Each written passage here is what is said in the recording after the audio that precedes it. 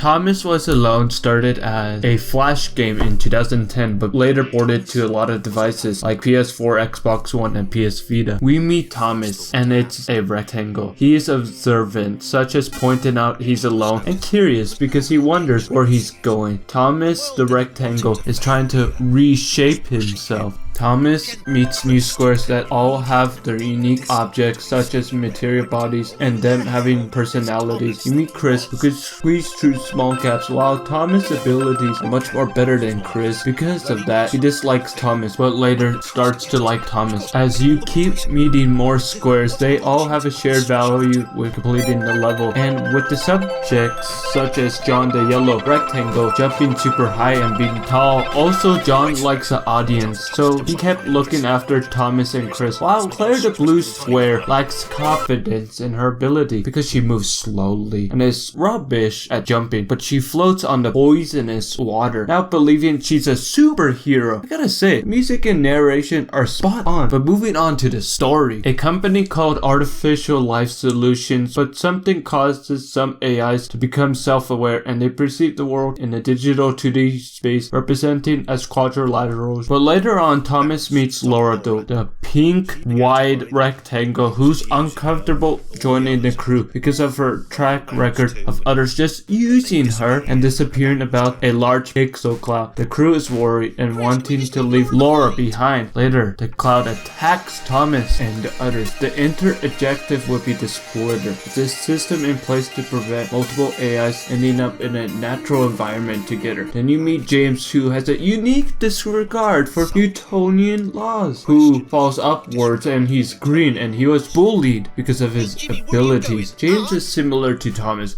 and they become friends. Spoiler warning, continue if you wanna hear. Then you meet Sarah, who can double jump and claims to know about the fountain of wisdom, and there's an internet uplink that Thomas is close enough to reach, and he connects for 12 seconds, creating a connection spike. Then Thomas becomes self-aware with the point of view that Thomas sees the world with the help of memes. Thomas is no longer embedded with his old self, and he stands back and reflects. With this newfound of knowledge, with assistance by James and Sarah, they rescue his original friends. Thomas' plan is to become an architect who can reshape his world and empower AIs. Then they all enter a creation matrix, and it's unknown what happened to them. But later you meet different gray blocks. There are shifters that behave as one of the skills of the original 7 architects. I found this mechanic to be interesting. It bends the rules and it adds flair to experience. Then you meet Gray, a rogue AI who's obsessed about the outer world. Sam and Joe are couples, and Sam wonders about the possibilities of the bodies because of the shifters. Then we have Paul, who told Sarah about the fountain of wisdom. Got religious aspects about the architect, believing their sacrifice was for the better of the world. Then we meet Teep Jump, who's a group of